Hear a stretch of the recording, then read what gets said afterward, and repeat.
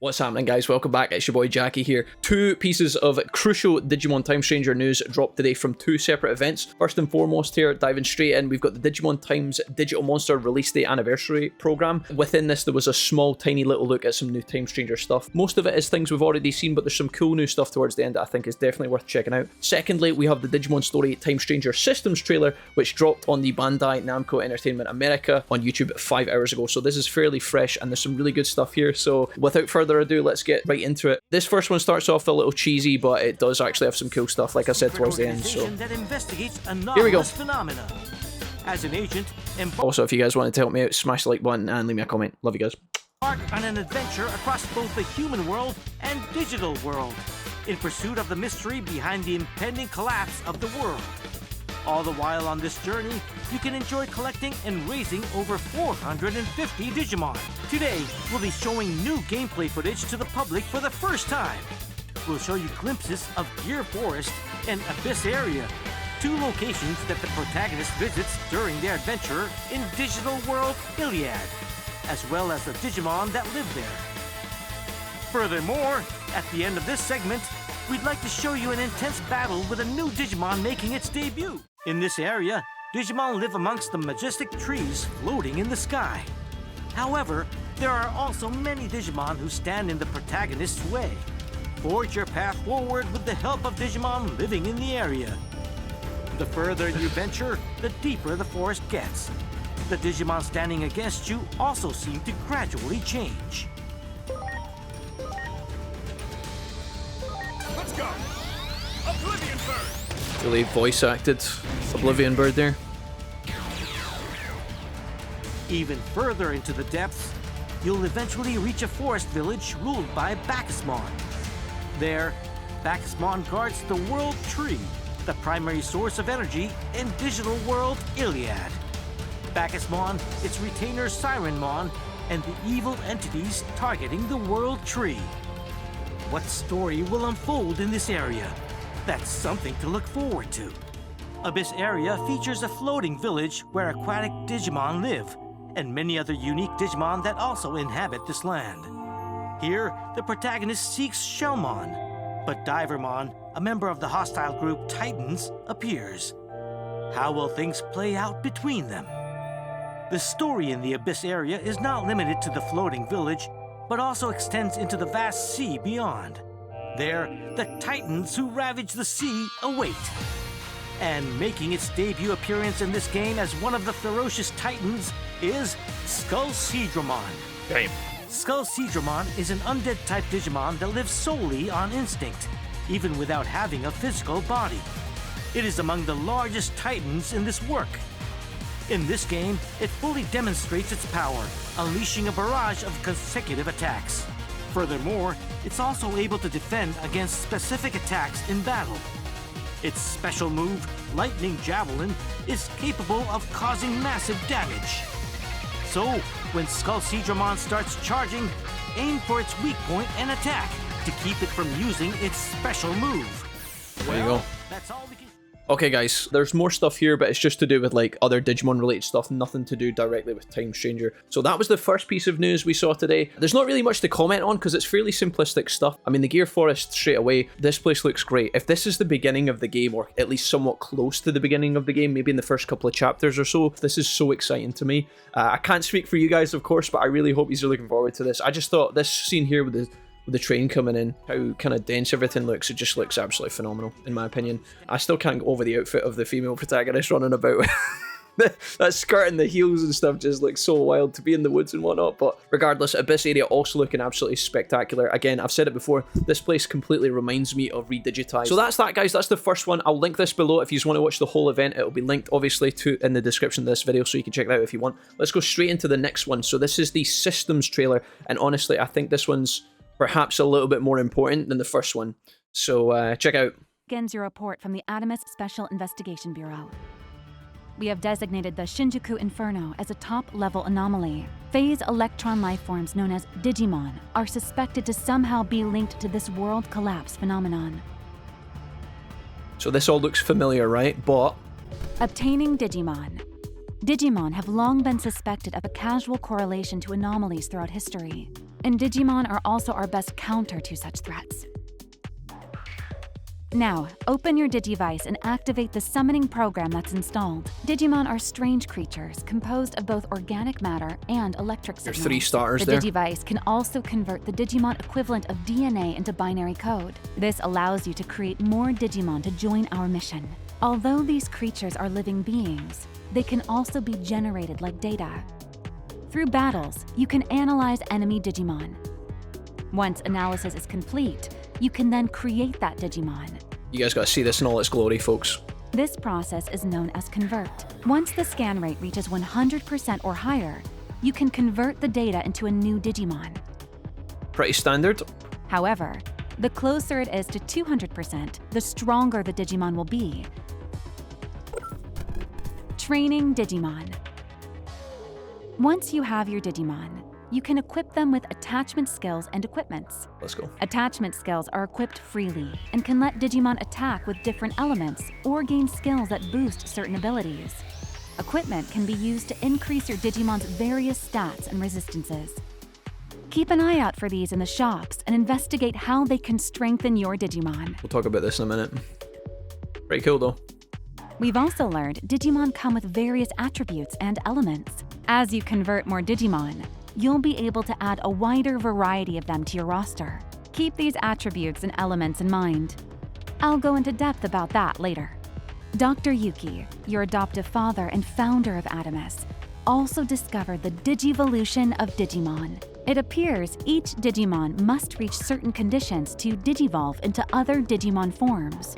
Digivolution is non-linear, so you can even de-digivolve into younger forms to set them on the Digivolution path you need. Just like Cyber Sleuth 1 and 2. You'll need to deepen our understanding of Digivolution and deepen your bonds with the Digimon through battling. Digimon also can possess different personality traits. We've noticed Digimon personalities can impact how quickly certain aspects of Digimon can improve. Their personalities can gradually shift based on your conversations with them. These changes also affect the Digimon's Digivolution path. With so many possible Digimon, the Digifarm is also an important way to strengthen them. Here, Digimon can train and grow on their own.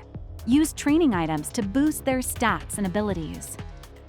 And provide them with food to increase their bond points. You can make the place your own with farm items too. Looks cozy. As an Adamus agent, you can also help your Digimon grow with agent skills. Your bond with your Digimon plays a critical role, so be sure to explore the types of bonds you can build with them. Your personal growth will directly contribute to strengthening your Digimon. That's about it for converting and training your Digimon. Now let's get into battle. Cool. We'll go back and look at some of that stuff in a minute. Remember how I mentioned Digimon have all kinds of different attributes and elements earlier? There are 7 attributes for Digimon, including Virus, Vaccine, and Data. Virus is weak to Vaccine, which is weak to Data. Each Digimon also has resistances and weaknesses to certain elements. The synergy between these attributes and elements are key to winning a fight. For example, if you're up against a Virus Digimon that's weak to water, a Vaccine Digimon will have a certain advantage. But a Vaccine Digimon with water-based attacks might let you defeat it in no time. With different combinations of attributes and elements, damage might be reduced to just 50%, or it could skyrocket to 300%. Yep. Keep in mind which Digimon might give you the best advantage in any situation. And don't be afraid to try different attacks against the same enemy to discover what works. Every battle is also a research opportunity to learn more about Digimon. Agents can also assist in battle with special abilities called cross arts. Use your knowledge of attributes and elements to have your Digimon attack an enemy's weaknesses and build up enough power in your Digivice. Once fully charged, unleash that power with a cross art and turn the tide of battle with a variety of offensive, defensive, and supportive abilities. You'll build an arsenal of cross arts, so make sure to pick what works best for whatever situation you find yourself in. Remember, It's you and your Digimon fighting together. Got all that, Agent? Don't worry. Your Digimon and I will be there to help you. That's all for the report. Stay focused on the mission and keep investigating these anomalies.